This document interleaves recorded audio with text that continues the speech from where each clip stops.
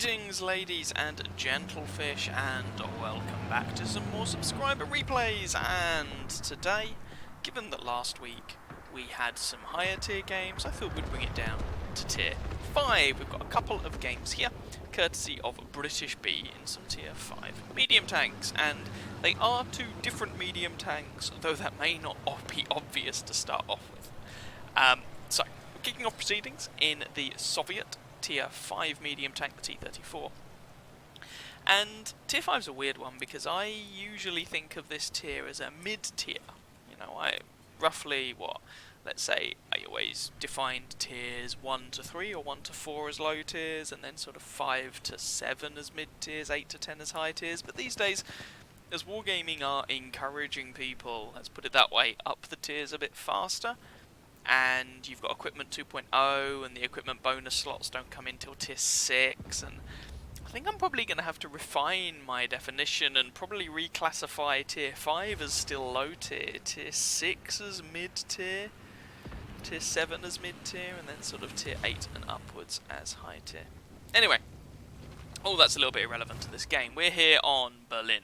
Not a map I particularly enjoy or have fun with or do well with. And BritishB's come over to an interesting position. He's managed to take a tank that, let's be honest, the T-34 isn't the fastest tank in the game. I mean, it's not slow, but it's definitely not the fastest. And he's managed to drive completely unopposed into the ruin here in the middle of the field, and he's clearly looking to get shots on some slightly careless tanks on the edge of the city over there. And I have learned to my cost the problems you can have if you come over to the edge of the city. You're expecting that guy to keep moving and he didn't, as people from the field can get shots on you. Now, for anyone who doesn't know, this tier 5 Soviet medium tank is packing a 57mm gun, kind of like the British 6-pounder. Ooh, hello Mr. ELC, how are you today? You good? I hope you're good, because oh, that one didn't. No, can British get the kill? No, and he could have had shots on the Panzer T-25. He just cannot hit this ELC, even though he's trying to let the gun fully aim. The shots just keep going low. I mean, this guy's a fairly small target, to be fair, at 400 meters. And the Excelsior gets in the way. And can the Excelsior get the kill? No. Can the Matilda Black Prince get the kill? Finally. Anyway, so this gun is packing 85 average damage, 112 penetration with its standard AP rounds. With APCR, that pen goes up to 189. And I believe I'm correct in saying that these two games I'm going to show you were from BritishB's attempts to get triple marks of excellence in some tier 5 medium tanks. So, switching attentions now to the Wolverine, and there's the side of the AT2, a tough blighter that the AT2 is, or can be. And blazing away with this gun, although not scoring as many hits as you might like, although the Wolverine's decided to come out to play and takes a bit of a slapping for it. But BritishB has expended a lot of shots and not got a lot of damage in return. Hello, 25 TAP. Oh, that one missed, and you have to start wondering sometimes with these really small pop-pop guns. You know, okay, it's nice to have the rate of fire, but how many times could I have just done more damage with my first shot with a bigger gun? Anyway, shots on the T1 Heavy. Now there's the DSPZ something or other, which I believe is a Polish medium tank. All of those shots at it miss, of course.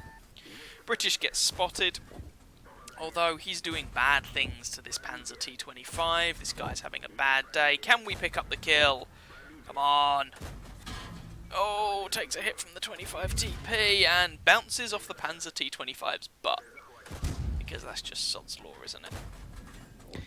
Critical damage! Oh, no. And another hit there from the enemy T-34. So unfortunately that cost British over half his hit points, and he wasn't actually able to pick up the kill on that Panzer T-25, who's now going to go on to mob the friendly artillery, and this game is not looking particularly great. British switches to APCR, which is actually a good choice for the AT2. A lot of people don't appreciate the side armour of the AT2 is actually really thick. It's something like 105 mil or something. which when you incorporate tracks and whatnot and some range means that the standard ammunition on this thing will actually struggle to penetrate the sides of that tank. So APCR is a much better bet against that thing, frankly. 25 TP, but you know, if you can look at this match, you can probably see that the writing's on the wall there. BritishB struggling with the aiming reticle a bit, and the AT2 is shooting him a little bit. British is going for this 25 TP, and he takes one hit from him, but I'm pretty sure British should be able to kill this guy at least, and indeed he is. But he's on 2 hit points, and it's only he and a friendly AT2 left. Although the AT2 does manage to finish off that Panzer that British struggled to do anything to earlier on, and that shot just damaged the T-34's tracks. Can the T-34 shoot British? Ooh, British manages to get himself out of harm's way just in the nick there. But the enemy team are capping. They have a significant numerical advantage here. They have a significant hit point advantage. It's quite difficult to see a way for British to fight his way out of this. But credit where credit's due, even though it looks grim, at the very least he is going to go down swinging.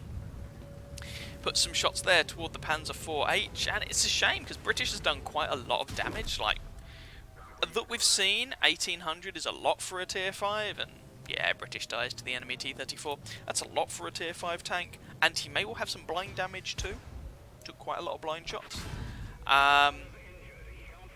But just could not secure those kills. And imagine if British had been able to kill that Panzer, been able to kill the Wolverine, and so on. Maybe the result of that game might have been different, or maybe British was always in the position where he was pushing the proverbial water up the hill with that team. In that scenario, I don't know. Either way, let's go and have a look at the results for British from that game.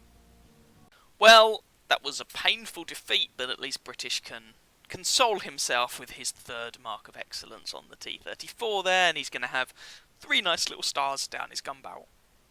On top of that, and remember there was no heroic resistance for this game, 3rd class mastery, bruiser, and fire for effect. And quite a lot of damage done against quite a lot of targets. Let's see exactly how much. 2,340 damage. 1 kill, 472 base experience. Remember, no heroic resistance for that one. And British did 3 times the amount of damage of the guy who came 2nd on the friendly team. And that was really the story of that game. British did well, but his team in general did worse than the enemy team. And it just wasn't enough. Again, I think if he'd been able...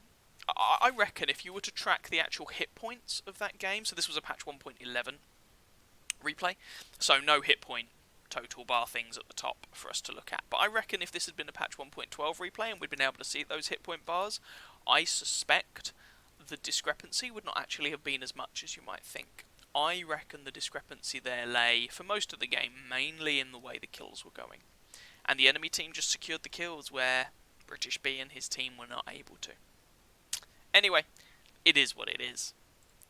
71 shots fired. It's not often you fire that many shots, especially when you lose. 45 hits, 29 pens for that damage count.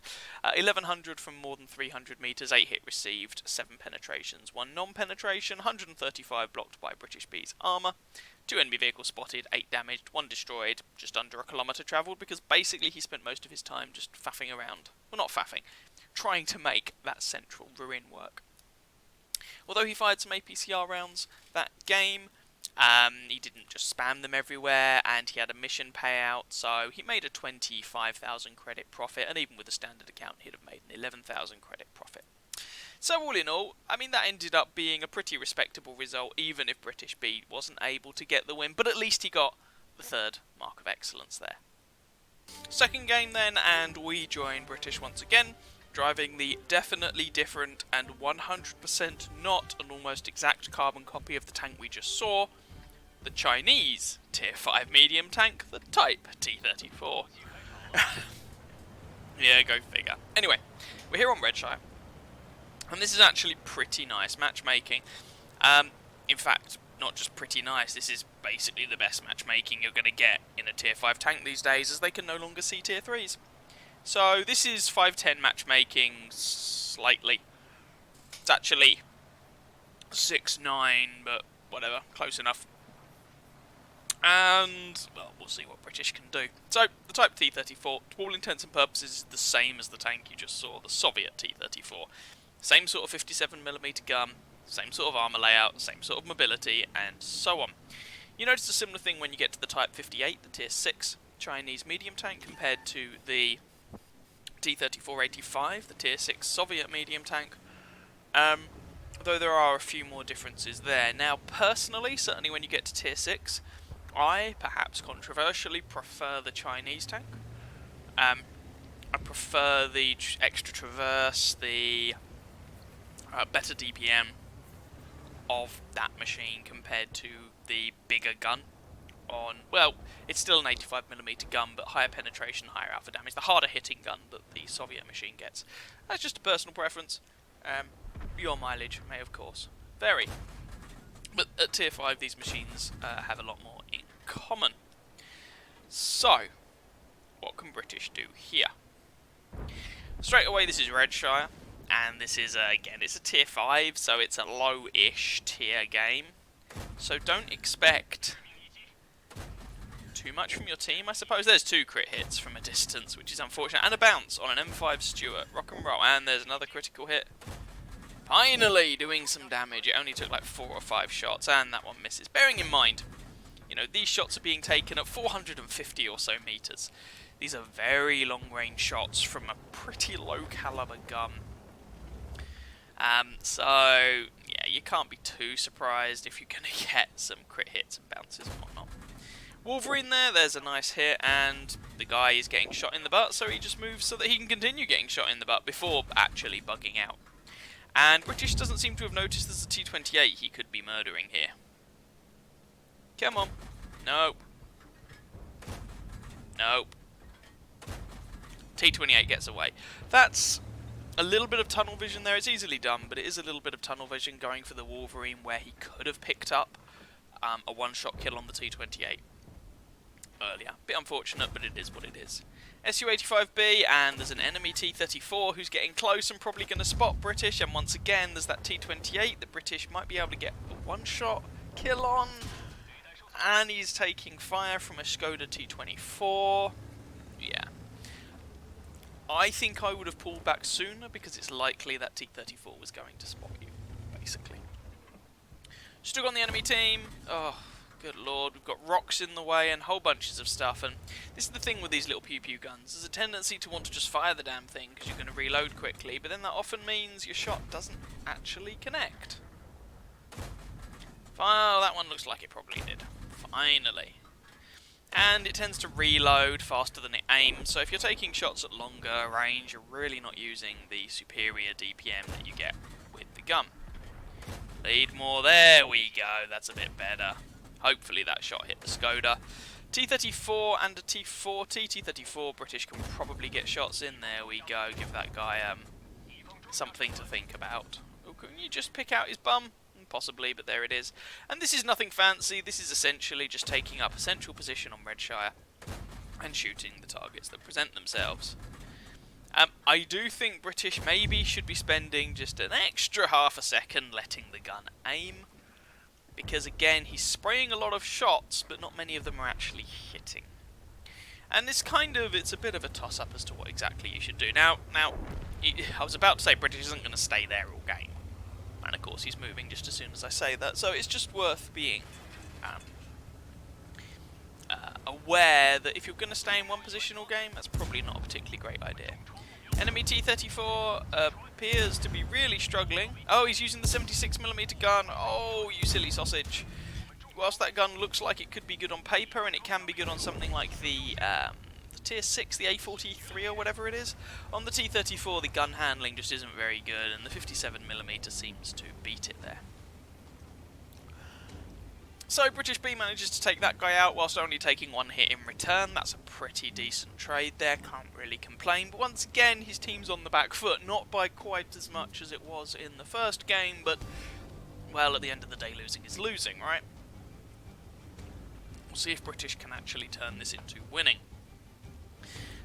Friendly Stuck takes down the enemy Panzer IIIJ, and a lot of the enemy's oomph is going to be locked up in this Churchill and KV-1, neither of which are particularly well suited to this map. Skoda, get some shots on the Skoda, there we go. And then there's the aforementioned KV-1. Now, British has actually switched to APCR here for the KV-1, which I can understand, but whilst I get what he's doing, I don't actually like the fact that British wasn't aiming those shots manually. The KV-1's armour layout, you've got a couple of angled plates that you can flub against, and you really do want to make those shots count.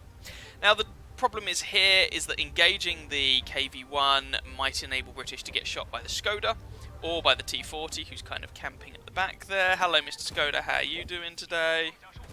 And there we go, 2 kills. Of course, the APCR giving him better shell velocity for the longer range shots, I suppose, so it's easier to lead. KV-220 here, got way better armour than British has, so sure mate, knock yourself out. Well, hopefully don't knock yourself out, but you get the idea. And this is a little bit risky because not only is there the KV-1 as mentioned, British might get shot by the T-40, but as it is, it appears he's gone away with it. So, shots on the KV-1. This is a rather dicey situation. The KV-1 shoots British, and British needs to back off before the KV-1 shoots him again. You've got that repair kit for a reason. There we go. And that's the Churchill, and that's so earlier on we had a good trade. That is not a good trade. That is, ooh, what? Best part of 400 hit points of British traded there for a few hits on the KV-1. That's not great. Not the best, and if you want to carry this game, you're going to have to trade better than that. I wouldn't necessarily poke that angle because you've poked it before. And people might be expecting you as it is. The KV-1 appears to be distracted by someone else, so what do I know? One more shot, and yeah, British is like, nope, don't want to get shot by him again. I have 120 hit points. Well, 117. The average damage roll from the KV-1's 85mm gun is 160, so you really don't want to get hit by that. KV-220 appears to be going the long way round the hill here, and if British were to poke out the right-hand side of those rocks, I'm not sure he might be able to finish off the KV-1 without just popping up from the same direction, but at the same time it looks like the KV-220 is going to try and crest the ridge and attempt to at least spot these guys.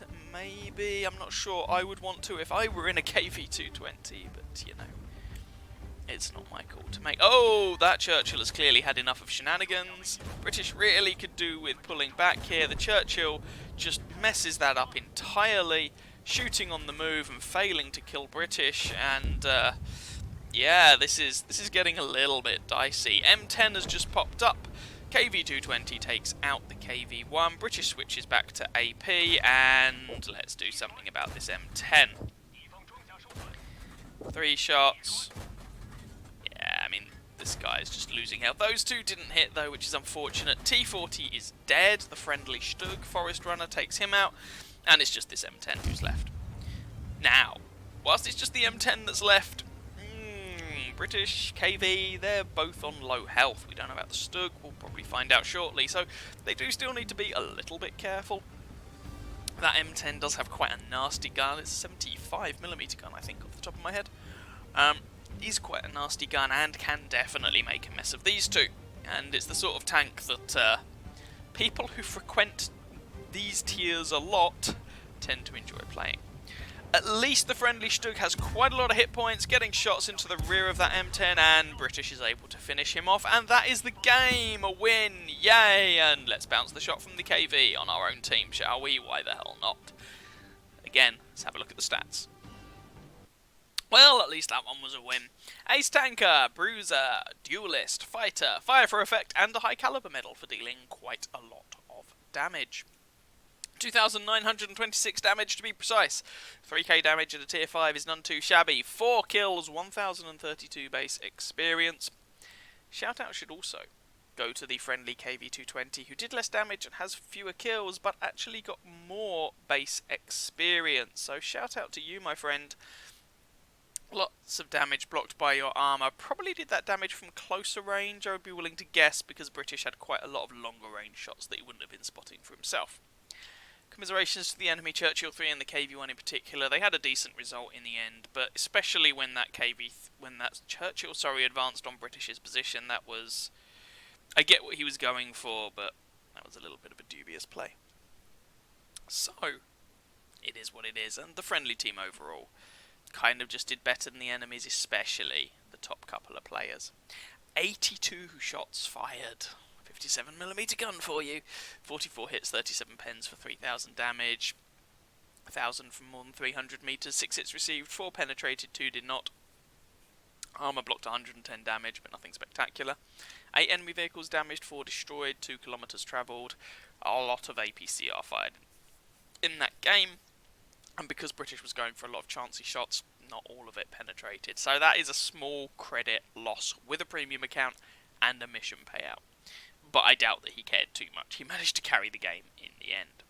So, there we go. A couple of mid-tier medium tank games for you. I hope you guys enjoyed. If you did, feel free to catch some of my other videos and or subscribe to my channel. And if you want to send your own replays, upload them to whatreplays.com. There's a link to Discord down in the video description. Whack the URL there and I shall take a look. And with all that said and done, I wish you very happy hunting on that battlefield. Ciao, ciao.